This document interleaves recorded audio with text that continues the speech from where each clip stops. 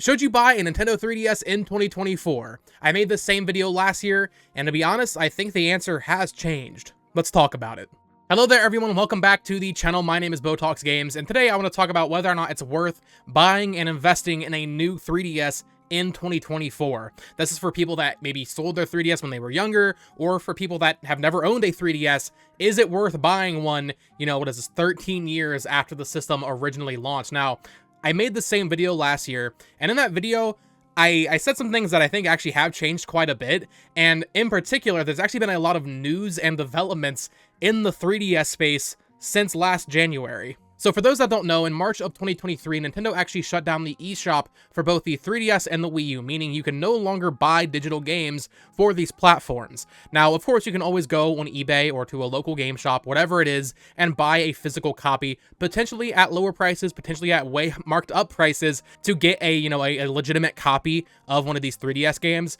But in terms of digital buying, that's completely gone now. Of course, even back then, most people would have still just kind of decided to mod their 3DS, but there are people that don't want to do that and they just want to own their games legitimately. I kind of do a mixture of both. I do have a modded 3DS, but I do enjoy the thrill, I guess, if you want to call it that, of physical 3DS collecting. So if you don't want to mod your 3DS and you don't want to pay potentially very high prices on the resale market for some of these 3DS games, you're kind of out of luck now. But also in the past year since I made that video, Nintendo actually announced that these servers would be shutting down for online games. So that means games like Mario Kart, Smash Bros, Kid Icarus Uprising, these servers are no longer going to be active and you won't be able to find random matches anymore. Now, most of these games are already pretty dead with the exception of like Mario Kart, Smash Bros, and I guess Kid Icarus Uprising. So really those three, but like Kirby Battle Royale or something, or Heroes of Ruin on the 3DS.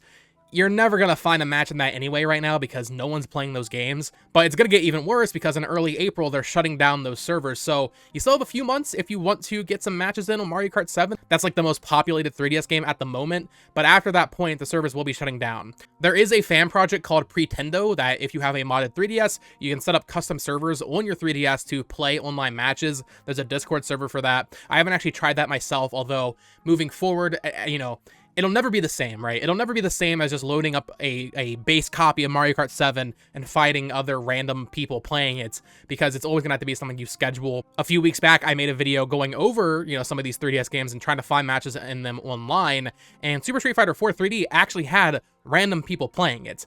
That will likely never occur on Pretendo servers. I respect what they're doing a lot, and it's awesome that these games will be preserved, so if you want to play them online, if you want to schedule a match with people in that Discord, you'll be able to do that, but it's still never going to be the same. And then the final thing that's changed since I made that video last January, in which I said you should probably buy a 3DS, we've started seeing a lot of 3DS games come over, and when I say a lot, I only really mean two, but these are two crucial games, and I feel like it's opened my eyes to how willing Nintendo is to port a lot of their first-party software over to potentially the Switch or a future platform.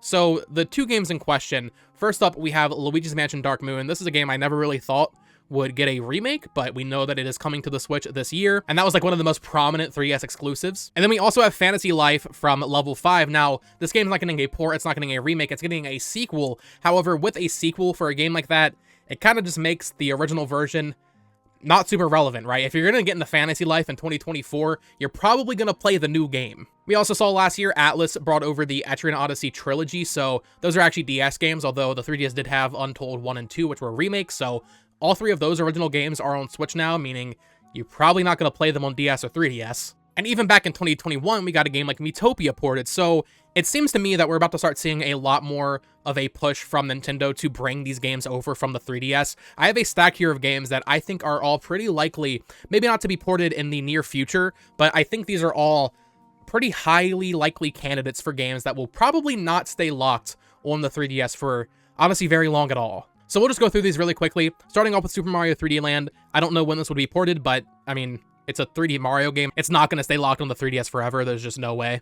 Metroid Samus Returns, it would take Metroid Prime 4 being an absolute bomb of catastrophic proportions for this game to not come over eventually, I think. I feel like Nintendo is very dedicated to Metroid, and I would expect pretty much every 2D Metroid game to come to a future platform at some point. And since Mercury Steam just made Metroid Dread, it would make sense that they would maybe, in the interim between new games, maybe go back and remake either Fusion or Super Metroid, or more likely bring this game over since they already had experience remaking it. This set of Kirby games is interesting. A year ago, I probably would have said this wouldn't happen, but then we got Return to Dreamland Deluxe, and I feel like, they already did Epic Yarn. these would really be next if they're going to port any of the modern Kirby games to a new platform. Maybe it'd be a dual pack, or maybe it'd just be, Planet Robobot by itself. Who knows? But I would expect these to come over eventually. On that note, I would not expect Kirby Battle Royale to come over. That's for certain.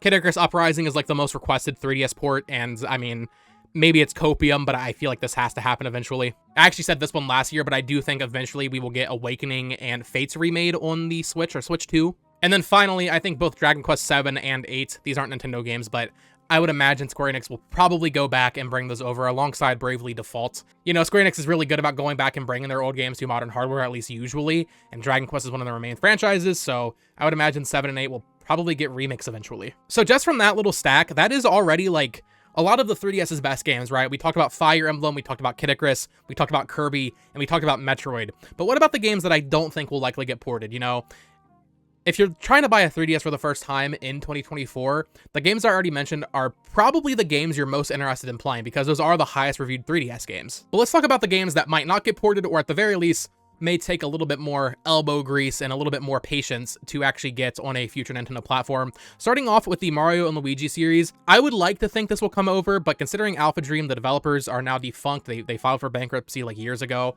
after the release of Bowser's Inside Story on 3DS, I just feel like the likelihood of these games coming over, at least in the near future, is like basically non-existent. But then moving forward, we have all of the Pokemon games. I mean, we get Pokemon remakes pretty often, although remakes for Pokemon, with the exception of Brilliant Diamond and Shining Pearl, are pretty much always unique. So if you're a fan of Pokemon, I mean, these are all pretty much just unique Pokemon games at this point. The Professor Layton series is something I actually could see level 5 porting. However, this game in particular, I don't think would ever get remade or ported, and that is Professor Layton versus Phoenix Wright, which is a fan favorite for sure if you're a fan of both these franchises. Both of these released around the same time in 2017, and they're so niche / they didn't sell very well, so I feel like there's little incentive to bring these over, but Ever Oasis as well as Hey Pikmin. Zelda's interesting because while I do think Majora's Mask and Ocarina of Time will come over in the form of remakes eventually, and I mean, in fact, they're already playable through the Switch Online expansion pack, these versions maybe will be exclusive for a while, but more importantly, there are 2 Zelda games that I think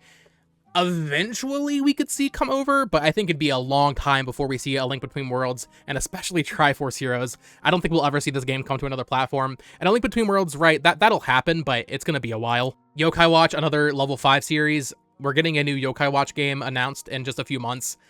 I don't think they would really go back and remaster these. They could, but I'm not super optimistic for that. I think they'll just move forward with the franchise with Yokai Watch 5. Something like Yoshi's New Island doesn't really seem that important enough to remake or port. Same thing with Codename Steam. I mean, this game absolutely bombed. It is an interesting release in that it was made by Intelligent Systems. It has some Fire Emblem characters in it if you use Amiibo, but I don't think it really had the reception needed to prompt a remake or port. WarioWare Gold is one of the best 3DS games, but because it uses the touchscreen and the gyro controls and the microphone so heavily, this will probably never come over. So honestly, if you're looking to buy 3DS this year, I would say this is one of the prime exclusives you should play, because I really don't think we will ever see a collection of WarioWare mini games like this again. And then finally, Metroid Prime Federation Force, I guess never say never, but considering the reception of this game, I don't think Nintendo would ever bring this back. Same thing with Prime Hunters and Metroid Prime Pinball. So if you're interested in the Metroid franchise and its spin-offs, now's really the time to play this before the server shut down. The reason I wanted to go over all those is to just kind of show and demonstrate how many of Nintendo's best 3DS games are likely to come over at some point to a new platform. Meaning, if you're patient, I mean, you're probably pretty patient considering the 3DS is 13 years old and you haven't played Kid Icarus Uprising and Fire Emblem Awakening, right? If you're that patient, you might as well just wait for a remake or a port to a new platform eventually, because I think it's very likely stuff like Fire Emblem, Kid Icarus, 3D Land, like, these games are probably going to come over eventually. So if you're on the fence about getting a 3DS now, you should probably just wait. On the flip side of that, though, if you really want to play some of these games online before you can't anymore, starting in April, maybe that's enough of a reason for you to go back and buy a 3DS, get Kid Icarus Uprising and Mario Kart 7, I think for most people that probably isn't enough of a reason, but maybe for you, if you really want to experience these games one final time with your friends online, maybe that's enough of a reason for you to go back and get one. It is worth noting, I'm pretty sure at this point in time, the 3DS hardware itself has gone down in price a little bit. I think if you go on eBay, you can get a new 3DS for like $220, a new 3DS XL that is, which is still expensive, but there was a point where they were pushing like 300 bucks. Same thing with the new 2DS XL. If you want just a regular 3DS or 3DS XL, you can get those for like 1 to 150. They were very spiked during COVID, but it has come down a little bit. And the software itself, the games themselves have actually gone down in price a lot. There are some examples like Tomodachi Life, a game I did not mention, another game that I think will get a new entry on Switch, maybe this year even. Certain games have gone up in price a lot, like Tomodachi Life I think is like a $100 game now, but you know, Pokemon and the Mario and Luigi games, those are all pretty much just around what they've been, like, you know, 30 to 50 bucks, which is expensive, but also it's not $100 like Tomodachi Life. So to close this video with an answer, I would say you should only buy a 3DS if you really want to experience the online for these final few months, because the reality is a lot of these games are probably going to come over, which is the exact opposite of what I said a year ago. But since we're seeing Dark Moon come over, since we're seeing a sequel to Fantasy Life, since maybe that's me coping again, since we're probably getting a Tomodachi Life game on Switch eventually, the 3DS library is slowly starting to have less and less reasons to go back to it. There's of course always going to be those really good games, but you know, like Fire Emblem, once again, Kirby, I think those will come over eventually.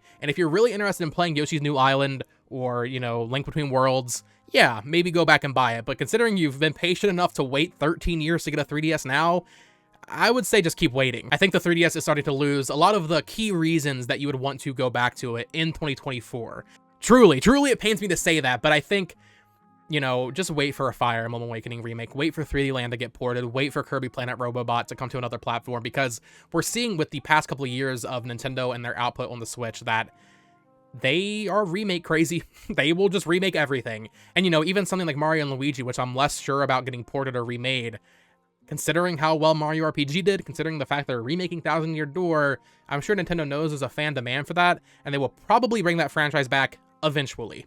The 3DS is one of my favorite consoles of all time, so it pains me to say it, but my final verdict in 2024 is that you probably should hold off when buying a 3DS, unless, once again, just to reiterate, unless you really want to play these games online before the server shut down. But after that, which is only in 3 months, there's not going to be much life in this console anymore. So let me know your thoughts down in the comments below. Do you think I'm insane for suggesting that you shouldn't buy a 3DS in 2024? Or do you agree that as the years have passed, the reasons for owning one of these things has slowly just decreased over each year? So let me know your thoughts down in the comments below. Of course, subscribe here for more Nintendo 3DS content coverage, news, reviews, all that fun stuff. Of course, you can follow me on Twitter at BoTalksGames and join my Discord that is linked down below as well. Until next time, folks, peace.